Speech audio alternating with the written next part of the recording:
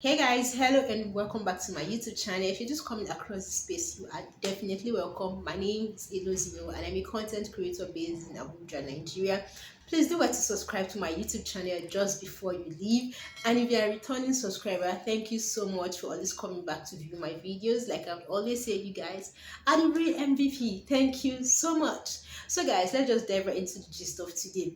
Now, the news of Doyin Okupe's conviction has and is still circulating in the news airspace. He was convicted for money laundering offences. Now, Doyin Okupe is the Director General of Peter Obi Labour Party's presidential campaign. Before now, he was the senior special assistant on media to former President Goodluck Jonathan. So, yes, that's a little bit about Doyin Okupe. Now, contrary to what most people may think, that this is actually a ploy to just distract Mr. Peter Obi and look for corruption in him and make him step down from the presidential race.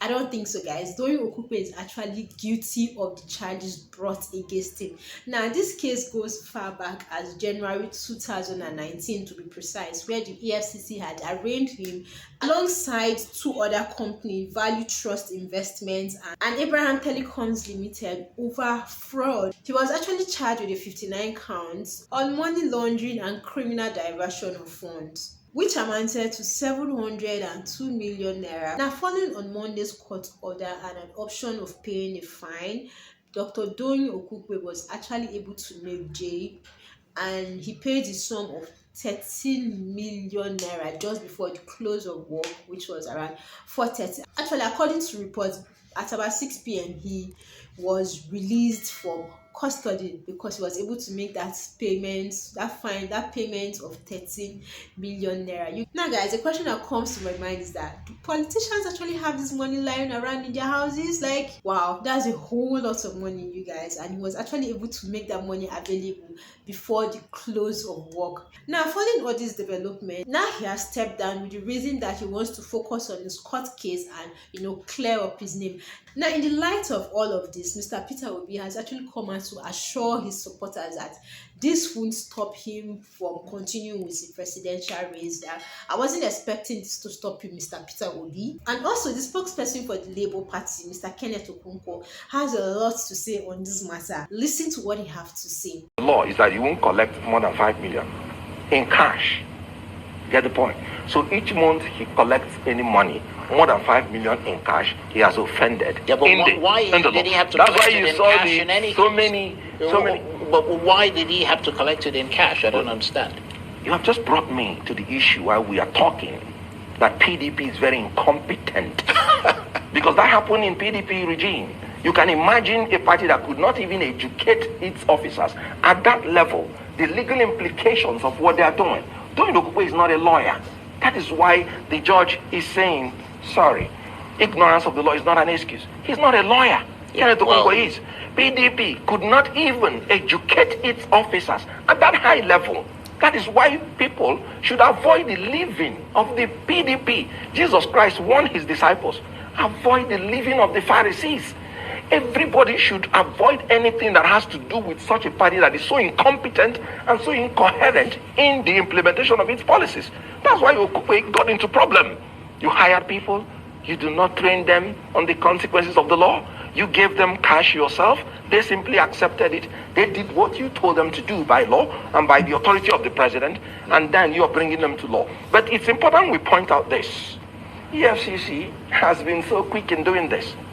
Ebola Tinubu carried bullion van in cash at the eve of an election publicly.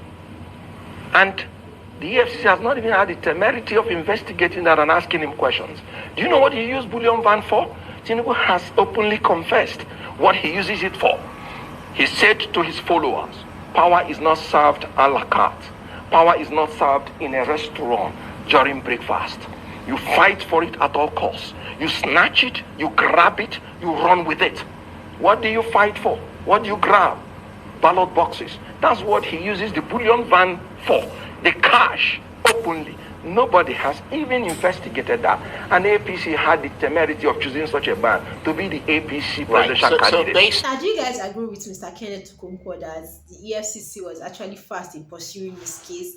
And also, do you also agree with him that Mr. Doyin Okupe was not properly educated. While you guys, if you ask me, I would say Mr. Kenneth Okonkwo, I do not totally agree with you on the fact that Mr. Doyin Okupe was not totally educated in his time with the PDP on how to behave concerning money laundering issues. Or I don't think so, because I feel if you're a public servant, you're a public official, you should know how to conduct yourself.